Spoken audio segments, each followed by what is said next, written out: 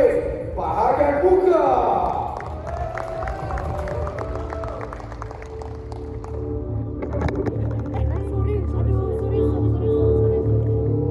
Remember this.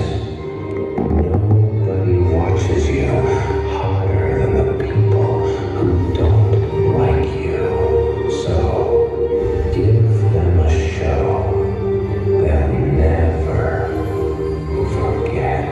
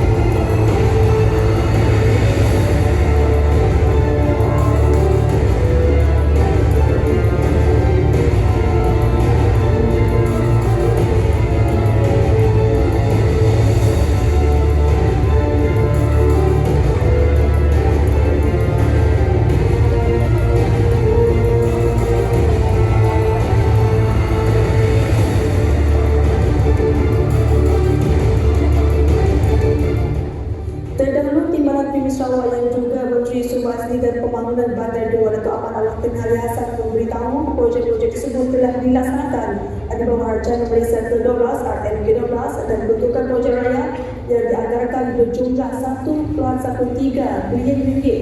Di dalam SPS dan SPP, kos penyediaan setiap blok tersebut dalam lingkungan RM 120,000 hingga 150.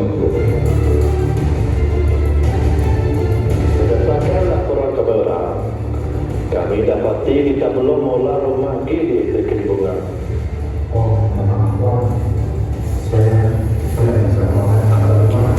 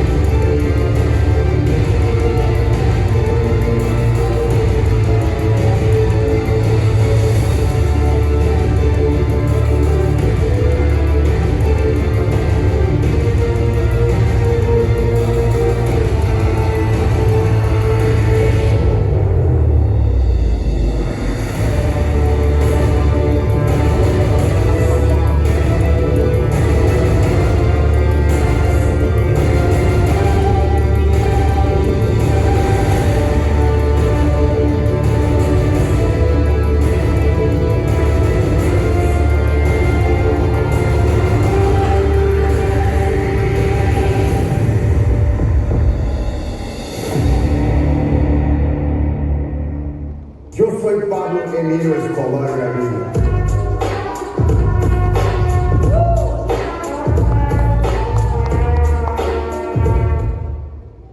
Penerapan kaedah sensitif sebanyak 15 isu telah dikenal pasti sebagai permasalahan utama dalam landscape semasa jabatan.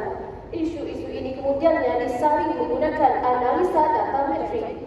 Kemudian pemilihan isu paling dominan dikenal pasti melalui kaedah analisa markah kriteria. Kami juga merujuk kepada dasar-dasar kerajaan dan SDG sebagai batu asas untuk memastikan usaha kami selari dengan matlamat pembangunan mapan global, khususnya SDG 1, 10, 11 dan 12. Dengan upayaan pelaksanaan di bawah kapasiti kumpulan, masalah yang bakal Accurate selesaikan ialah pemantauan pembangunan lot SPK dan SPS yang kurang efisien. Setakat tahun 2024, Jabatan memuluskan sebanyak 280 skim melibatkan 48,411 lot seluruh Sarawak, di mana 87% dari lot tersebut telah dibutuhkan. Namun begitu, sebanyak 14,100 lot masih belum dibangunkan. Semasa sesi ke-19, Timbalan Negeri Sarawak menekankan bahawa kerajaan telah membiayai sebanyak RM150,000 untuk setiap lot skim. Ketidakupayaan untuk membangunkan lot-lot ini telah menyebabkan kerugian melebihi RM2.1 bilion kepada kerajaan. Ini menghalang mereka dari mencapai target utamanya untuk menyediakan skim tanah bagi penggunaan kediaman rakyat terkaitan. Pemantauan skim memerlukan kerjasama erat antara cawangan penguasa dan cawangan tanah. Ketidaktepatan data masih menjadi isu ketiga dengan 100% percanggahan data antara maklumat SPK dan SPS di pejabat serta semua pejabat bahagian JTS.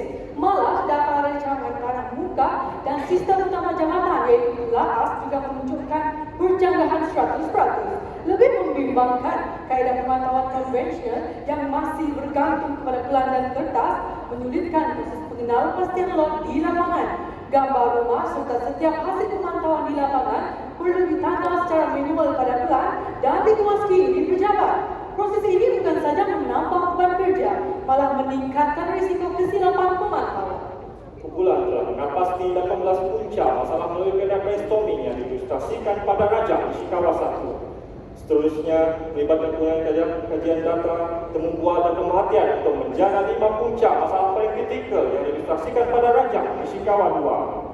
Bagi mencapai sasaran projek, kumpulan mensasarkan 90% ketetapan maklumat SPK dan SPS, 80% pemantauan SOP, 80% penjimatan masa dan 80% pemastian data bagi pemantauan di lapangan.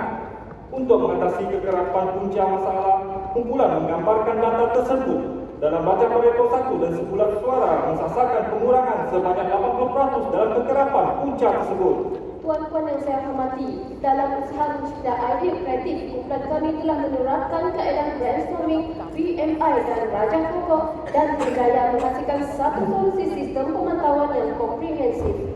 Ciri-ciri sistem telah diperkukuhkan melalui strategi lautan biru dengan pendekatan ERRC. Maka dengan ini, Accurate memperkenalkan Smart Petrol.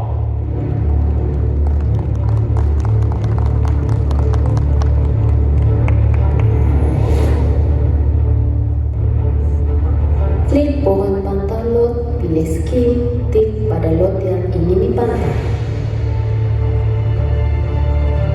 Isikan tujuan pantauan dan klik hantar. IO akan menerima notifikasi. Klik rujuk PIN dan pilih skim yang terlibat. 3D image dan peran pembangunan disediakan bagi melihat pembangunan terkini. Sekiranya tidak berpuas hati, IO akan mengarahkan PP ke lapangan. Pilih PP yang bertugas dan klik tugaskan. PP akan menerima notifikasi dan terus ke lapangan menggunakan lokasi yang disediakan. Isikan maklumat seperti status pembangunan dan mewarnai gambar rumah.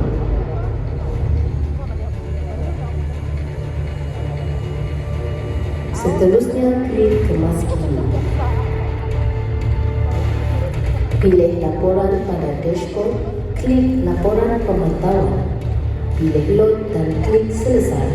IO akan menerima notifikasi dan menerima lot yang telah dikemas oleh PP. Kemudian, IO akan menghantar hasil pantauan kepada LO. LO akan menyimak hasil pemantauan dan maklumat boleh disimpan dan dicetak.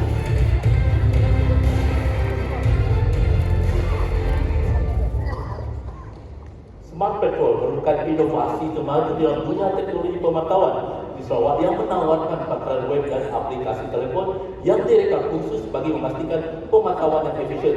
Melalui pangkalan web, segala arahan pemantauan dan pelaporan kini boleh dilaksanakan secara atas talian.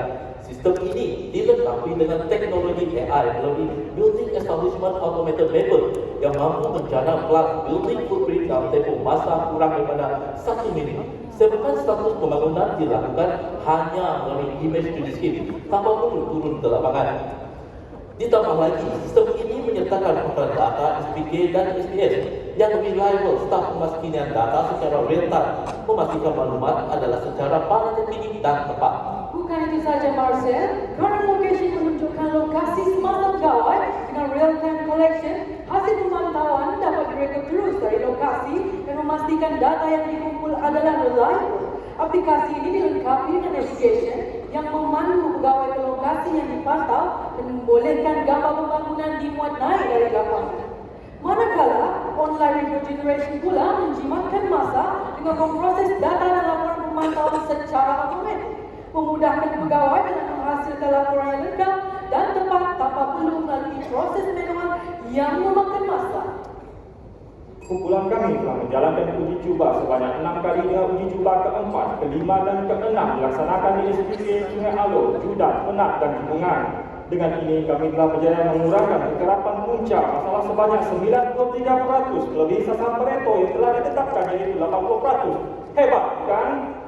Kami juga telah mencapai 100% ketepatan data SPK dan SPS, 90% kemampuan SOP pemantauan bagi pengolahan SHT, 93% penjimatan masa dalam proses pemantauan di lapangan, dan 100% pengemaskinan data melalui real-time updating.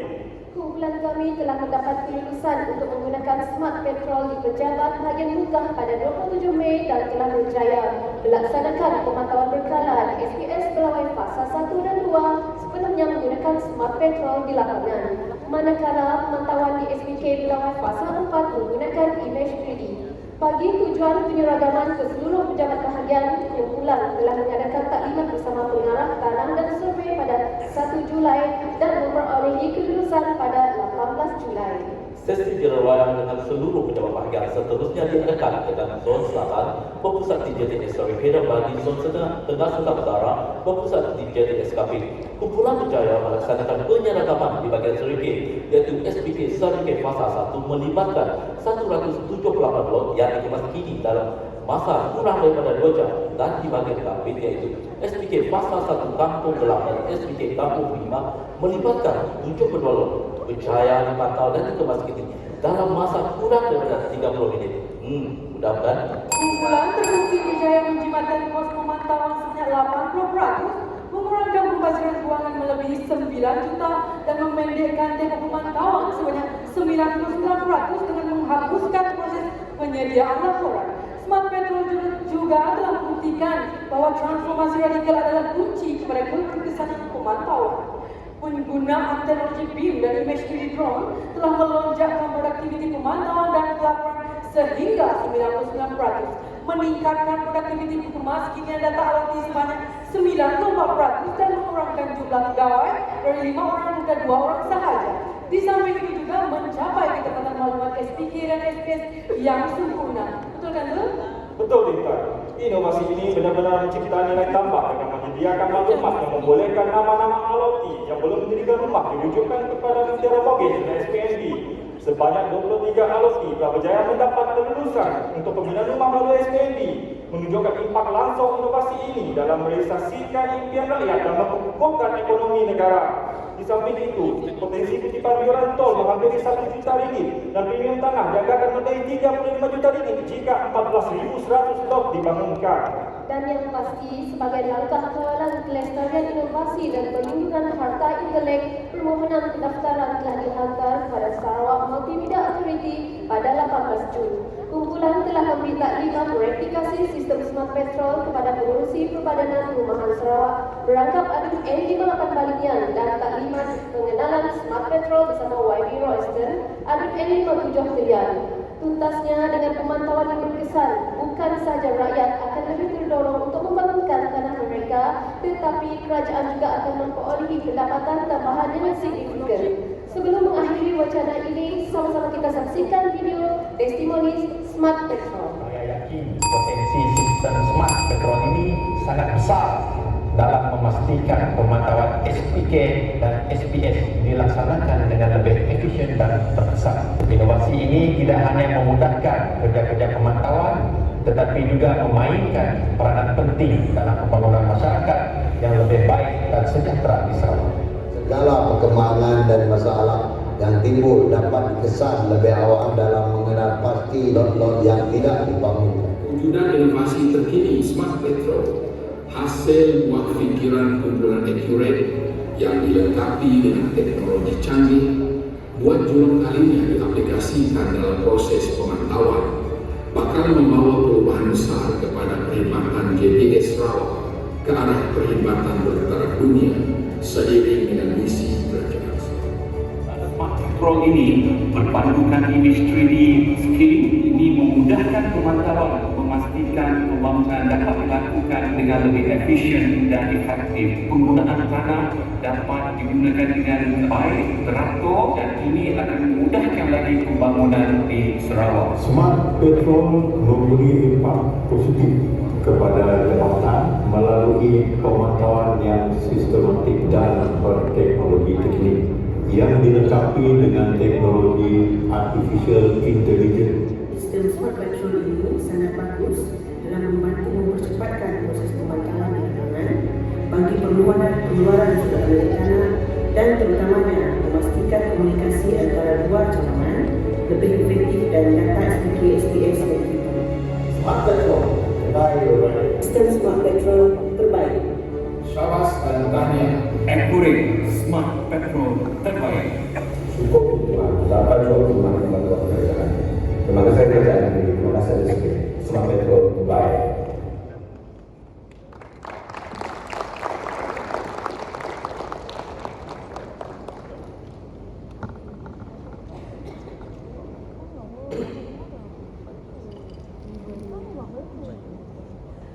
Assalamualaikum warahmatullahi wabarakatuh. Salam hormat.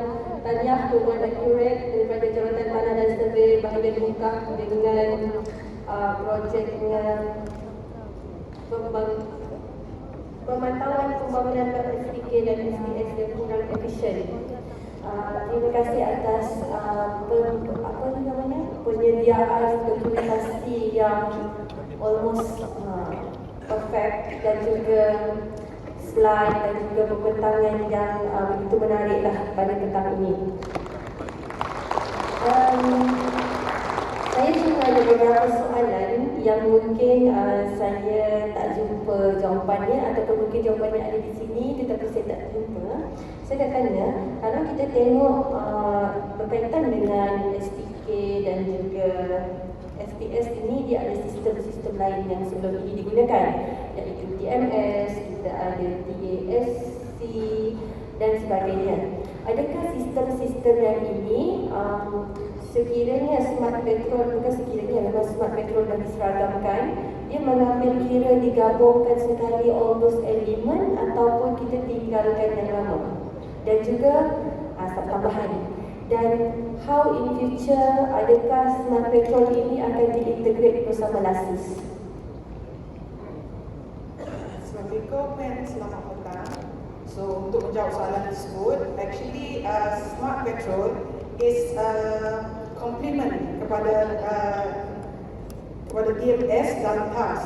Macam TMS dia fokus application of toll, whereby Smart Petrol dia fokus on pemantauan. After apply application, dia masuk ke dalam TMS, and then bila lot dah di allocate dengan lot, so pemantauan akan bergerak di dalam Smart Petrol, whereby task, data daripada task ni dia macam pemantauan juga, tapi dia tak ada 3D image, dan also dia tak ada automated generation of mapping. Jadi integration of Smart Petrol dengan task akan diintegrate di dalam LASIS, one of the model. Maksudnya task ni tak akan ditinggalkan begitu sajalah. Dia akan integrate, akan sekali bersama NASIS. Dan daripada itu, satu soalan saya lagi. Kalau kita tengok, ada diperjelaskan dalam projek ini, this is a open software yang kita gunakan. How we want to ensure the security, sebab this is open software, so macam mana kita nak pastikan ciri-ciri keselamatan macam mana yang kita letakkan? Untuk BIM adalah an open software QGIS untuk generation of 3D model. However, Smart Petrol itself, it's a protected, sebab dia punya server is at our headquarters server sama dengan server di Luxis. Jadi memang security dia memang secure. Security dia memang secure. Okay. So, ada satu lagi sebelum saya berakhir. Ada satu outcome pada muka surat 164. Dia mendefinisikan one the outcome is penjimatan kos pemantauan melalui kos tuntutan perjalanan. What is your definition of tuntutan perjalanan? Sebab saya tengok kos dia RM95 per day, bukan RM95 untuk satu pembantu penguatkuasa dan pembantu awam. What is actually tuntutan perjalanan ini? Untuk pemantauan di lapangan, untuk status semasa lah. Kalau anggota penguatkuasa turun ke lapangan untuk memantau lot, diorang akan turun ada 4 orang yang akan turun di lapangan. Jadi bila dia orang turun di lapangan, pergerakan untuk satu hari, kadang-kadang dia orang pergi skim yang jauh, dia mengambil masa 2 hari. So tuntutan perjalanan untuk pergi ke skim untuk pemantauan, dan selepas tu balik ke office. So the total of the tuntutan perjalanan ke skim ada 36,540. Bukan, soalan saya, tuntutan perjalanan ini apa? Yang melibatkan kos apa? Dia punya makan minum ke? Dia punya allowance harian ke? Ataupun tuntutan balik perjalanan kenderaan? Saya jawab. Tuntutan perjalanan dimaksudkan ini adalah tuntutan emolument harus subsisten dia punya harian, tuntutan harian. Macam kita pergi ke luar stasioner, then you have to ada yang 50, 55, 60, ada yang macam tu lah. Okay, so it will be clearly stated here. Kalau saya lah di Peringkat Federal ni, tuntutan perjalanan ni adalah kilometer kita kan. Tuntutan perjalanan is kilometer, seorang tu berapa sen dia dapat, berapa persen dia dapat untuk 1 kilometer. That one is our definition of tuntutan perjalanan. This one you define of tuntutan allowance harian. Ini is allowance harian. So it will be confusing lah, maybe boleh diperjelaskan lagi di sini tuntutan apa. Maksudnya boleh juga tengok kalau you mengambil kira that element, boleh juga masuk dia punya makan minum. Contohnya kalau 2 hari dia dah entitled for another 1 day punya allowance makan minum and so on. So dia akan nampak lebih ni lah, figure dia mungkin slightly different lah. Itu cadangan saja. Alright, okay, itu saja daripada saya. Terima kasih. Kita tak nak komen, dia tak nak cakap. Alright, that's all. Thank you.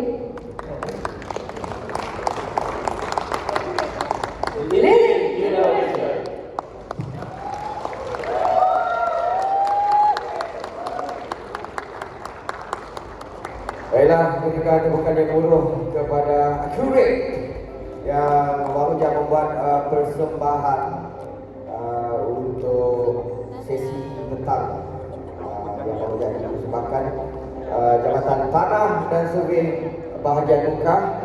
Jadi kita silakan Accurate untuk mengemas dewan, mengemas pentas.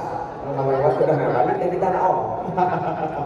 Okey, mengemas pentas sampai-sampai dia, dan kita ada jemput Accurate untuk mengambil foto dan juga video di hadapan untuk rakaman gambar dan video untuk dimasukkan dalam highlight video yang akan ditayangkan, dan seterusnya persembahan yang akan kita bawakan selepas ini adalah persembahan kumpulan 23. Maknanya selepas persembahan kumpulan 23 ada 3 kumpulan lagi untuk kita menamatkan sesi KIK 2024 selepas kita berkampung daripada semalam dan hari ini, masa yang panjang untuk kita menunjukkan dedikasi kita, semangat berkumpulan untuk kita bersama-sama dalam convention bulan inovatif dan kreatif pada juga hari ini 2024, dan kita memberi sedikit masa untuk kumpulan 23 yang akan membuat persembahan